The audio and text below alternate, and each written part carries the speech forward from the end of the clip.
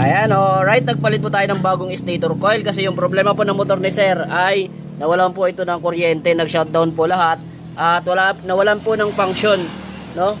Yung tipong wala na po talagang area, wala na pong kuryente.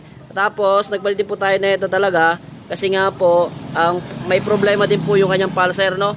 Yung tipong pag tumatakbo po siya ng 3 kilometro, 2 kilometro ay namamatay, tapos pinagpapahinga ng mga ilang minuto, umaandar na naman. Yun, dahil nga po may problema yung kanyang pulser. Ayan, alright. So kung napansin nyo, may crack. Ayan, so sana nakikita nyo may crack po.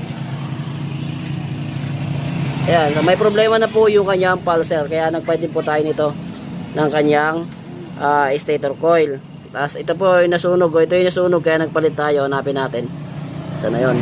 Ito. Diyan sa part na yan, nasunog yan.